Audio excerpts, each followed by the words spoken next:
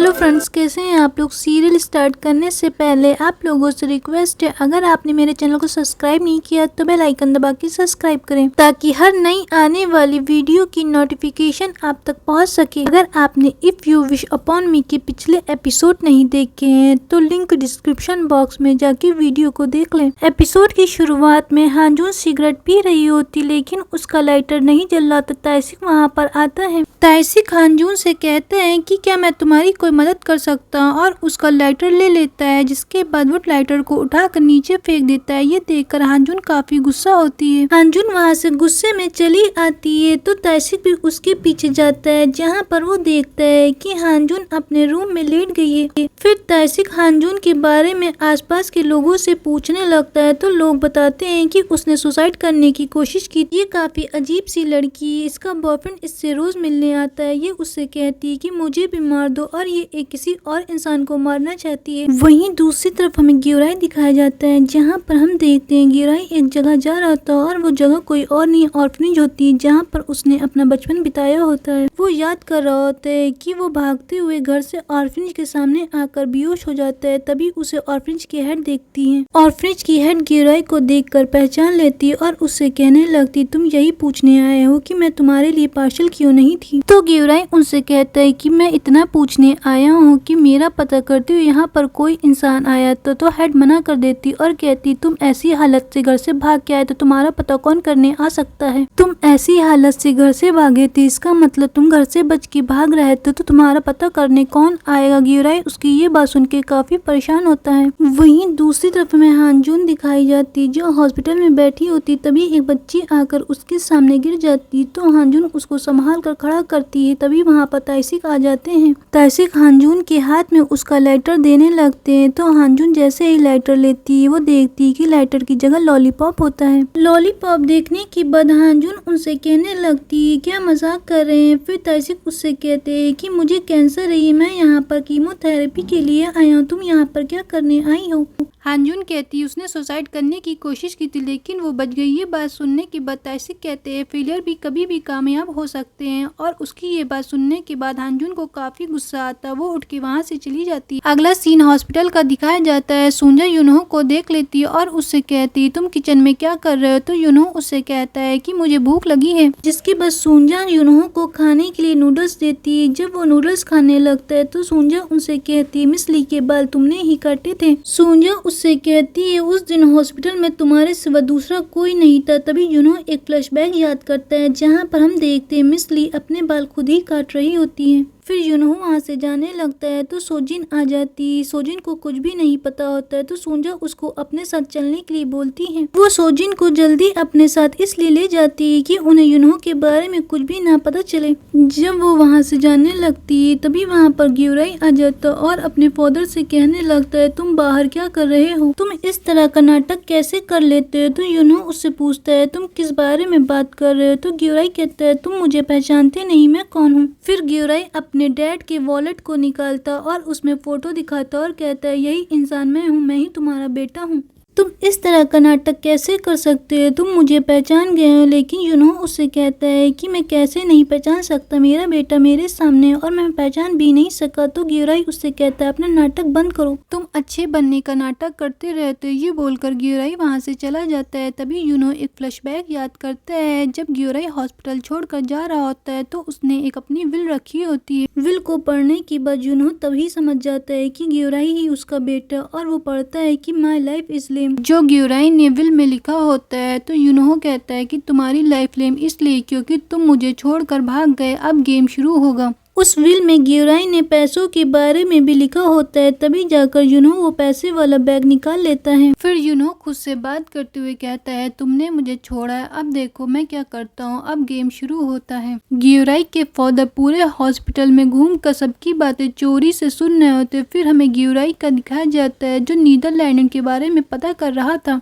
लेकिन उसके दिमाग में सिर्फ अपने डैड की बातें ही घूम रही होती। वो काफी परेशान होता है। तभी सीओ शीशे से उससे बात कर कर रही होती कि उसे भूख लगी है, तुम भी मेरे साथ चलो, लेकिन ग्योराई मना कर देता है। तो यहाँ पर हमें एक फनी मोमेंट देखने को मिलता है। सियो उससे कहती है कि मैं तुमको बाद में देख लूंगी, ये बोलकर वो लंच करने चली जाती है, जहाँ पर हमें डॉक्टर भी दिखाए जाते हैं। उस दिन की बातें याद कर रहे होते जब उन्होंने यूनहो को देखा होता है, तो वो पुलिस को फोन करके बता रहे होते हैं कि पेशेंट जग गया है। तभी उसके पास यूनहो के फादर जाते और कहते हैं कि अगर तुमने को बताया कि मैं जग गया हूँ तो नर्स जो नहीं बचेंगी। ये सुनकर वो काफी परेशान होते हैं। तभी उन्हें पता चलता है जो पेशेंट दादी आई होती है उनकी तबीयत खराब हो जाती है, तो डॉक्टर वहाँ से भागकर उन्हें चेक करते और उनकी तबीयत कुछ ज्यादा ही खराब होती, जिस वजह से उनकी मौत हो जाती है। दादी की बच्चियां काफी परेशान होती है, वो रो रही होती और हॉस्पिटल में सभी लोग ये देखकर काफी इमोशनल हो जाते हैं, क्योंकि उन बच्चों का दादी के सिवा दूसरा कोई भी नहीं था। दोनों बच्चे काफी रो रहे होते और बच्चों को संभालने के लिए वहाँ पर ग्योराई और सियो भी आ जाते जो बच्चों को संभाल रहे थे। वही दूसरी तरफ हमें लोग शानलू दिखाया जाता है जो सोगजुन को पीट रहा होता और उससे कहता है तुम्हें पता था ग्योराई कहाँ है, लेकिन तुमने उसे पता नहीं कर पाए कि पैसे उसने कहाँ रखे हैं। वो उसे काफी बुरी तरह पीट रहा होता है, तो सोगजुन उसे कहता है कि अगर ग्योराई मिल गया और पैसे न मिले तो क्या मैं उसे मार सकता हूँ। तो लू कहता है हाँ तुम ऐसा कर सकते हो। फिर सोगजुन कहता है अगर ग्योराई से पैसे न मिले तो तुम वो पैसे हमने और हाना ने जो तुम्हें कमा के दिए उसी से काट लोगे। तो लोनशाक वो इस बात के लिए तैयार हो जाता है। वहाँ से निकलने के बाद सोगजुन हॉस्पिटल जाता है। हाना के पास जाकर वो अपने बचपन की तस्वीर रख देता है। हाना जग रही होती लेकिन वो ऐसा बिहेव करती जैसे वो सो रही है। फिर वो उससे कहते हैं कि मैं ग्योराई को मारने जा रहा हूँ और मैं अपना भी सपना पूरा कर दूंगा। अगले सीन में दादी के फ्यूनरल का दिखाया जाता है, जहाँ पर सभी लोग आए होते हैं और बच्चे के वो नकली पेरेंट्स भी आते हैं। असल में वो लोग बच्चों के रिलेटिव बनने की कोशिश कर रहे होते हैं। फिर ग्योराई यहाँ पर सियो से बात करता और कहता है कि अगर मैं इन बच्चों को गोद ले लूँ तो क्या होगा। तो सियो उसको समझाती और कहती तुम बच्चों को गोद नहीं ले सकते क्योंकि उनके अभी भी रिलेटिव जिंदा हैं और वो दावा कर रहे हैं कि वो बच्चों के रिलेटिव हैं। तो ग्योराई उससे कहता है कि मुझे इन लोगों पे भरोसा नहीं है, मुझे नहीं लगता है कि वो बच्चों के रियल रिलेटिव हैं।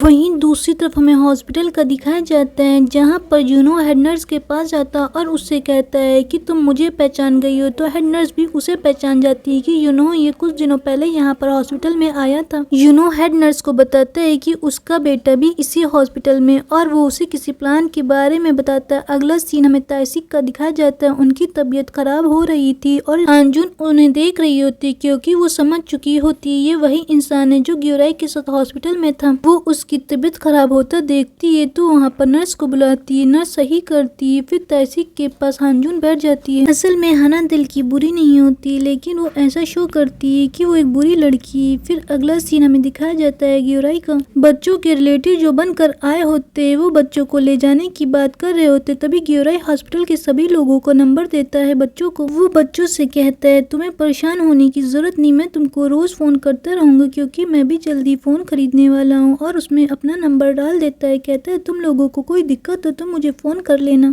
ग्योराई को उनके रिलेटिव पे भरोसा नहीं होता और वो नंबर देने के बाद कहता है कि मैं तुम्हें रोज फोन करूंगा। बच्चे भी उनके साथ चले जाते हैं। फिर अगला सीन हमें दिखाया जाता है ग्योराई जब हॉस्पिटल जाता है तो डॉक्टर उसे रोकते हैं। डॉक्टर उसे रोकने के बाद कहते हैं मैंने उस दिन तुमसे कहा था कि लोग एक एक्सीडेंट के बाद बदल सकते हैं, लेकिन वो लोग नहीं बदल सकते क्योंकि उनके खून में जो चीज दौड़ रही होती है वो एक शैतानी होती है, वो हमेशा शैतान ही रहेंगे। डॉक्टर यहाँ पर ग्योराई से इनडायरेक्टली में उसके फादर के बारे में बता रहे होते हैं, लेकिन ग्योराई को उनकी बातें समझ में नहीं आ रही होती कि डॉक्टर ने अचानक से ऐसे कैसे बात की। अगले सीन में ताइसिक दिखाए जाते हैं। हानजुन उनसे मिलने जाती है और उनकी तबीयत के बारे में पूछने लगती। फिर उनसे कहती कि मैं आपको पहचान गई, आप ग्योराई के साथ रहते हैं। ताइसिक हानजुन से कहते हैं तुम इतनी जल्दी कैसे बदल सकती है, तुम इतनी अच्छी कैसे हो गई। तभी ताइसिक के भिखारी फ्रेंड आ जाते हैं। ताइसिक के भिखारी फ्रेंड को देखने के बाद वो वहाँ से चली जाती है और यहाँ पर हमें पता चलता है ताइसिक ने सोगजुन के बारे में इंफॉर्मेशन निकालने के लिए कहा था। वो ताइसिक को सारी इंफॉर्मेशन सोगजुन की दे देता है। फिर अगले सीन में हमें सोगजुन दिखाया जाता है जो काफी परेशान होता है क्योंकि वो ग्योराई को मारने जा रहा होता है। वहीं हमें दिखाया जाता है हानजुन का जो हॉस्पिटल छोड़कर सोना में रहने चली जाती है। सोना में बैठकर हानजुन फोटो जलाने की कोशिश कर रही होती है। फिर सीन हमें हॉस्पिटल का दिखाया जाता है जहाँ पर यून सियो से बात करने लगता है। है। सियो उसको देखकर हैरान होती है। फिर योजिन वहाँ से जाने लगता है। तभी ग्योराई आ जाता है और उससे कहता है तुम यहाँ पर क्यों टहल रहे हो, अब तुम्हें यहाँ से निकलना चाहिए। वो उससे कहता है अब तुम हॉस्पिटल से जा सकते हो।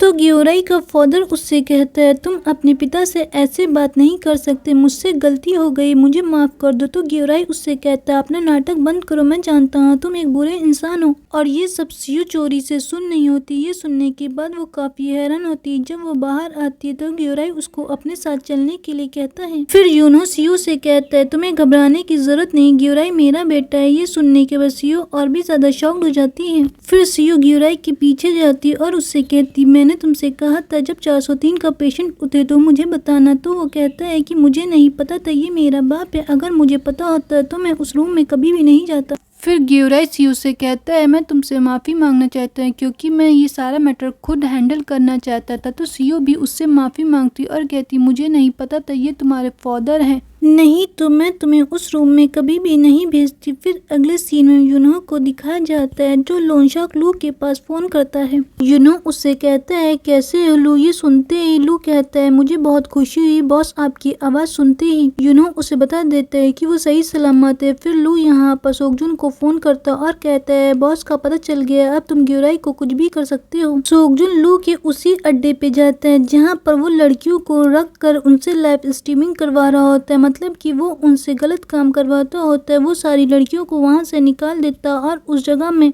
सारी जगह पर फ्यूल डालकर आग लगा देता है। तभी वहां पर लू भी पहुंच जाता है। अपनी जगह को जला देकर उसे काफी गुस्सा आ रहा। तभी उसका आदमी कहता है ये हांजुन और ग्योराई की तरह ही कमजोर निकला। और यहाँ पर हमें पता चलता है कि सोगजुन ने ऐसा इसलिए किया होता है कि बॉस ने सोगजुन के फादर से बहुत कर्जा लिया होता है और वो लोग कर्जा नहीं दे पा रहे थे, इसलिए उन्होंने सुसाइड कर लिया होता है। सोगजुन लू का फोन नहीं रिसीव कर रहा होता है। फिर वो हांजुन को एक मैसेज करता और कहता है कि वो ग्योराई को मारने जा रहा है। वहीं दूसरी तरफ हमें ग्योराई का दिखाया जाता है। बच्चों का फोन ग्योराई के पास बहुत बार आता है। जब ग्योराई उन्हें वापस करता है तो बच्चे फोन नहीं रिसीव कर रहे होते। ये सुनकर वो काफी परेशान हो जाता है और वो बच्चों से मिलने के लिए निकल जाता है। जब वो उन दोनों के घर पहुंच जाता है तो वहां पर उनके रिलेटिव होते हैं लेकिन बच्चे नहीं होते। ग्योराई उनसे लड़ने लगता और वहां पर काफी तोड़फोड़ करता है। उनके रेस्टरूम में वो बच्चों के बारे में पूछ रहा होता है लेकिन वो लोग कुछ नहीं बोलते हैं और ये एपिसोड यहीं पे खत्म हो जाता है। अगर आपको हमारी वीडियो पसंद आई तो लाइक करें, शेयर करें, सब्सक्राइब करना बिल्कुल भी ना भूलें।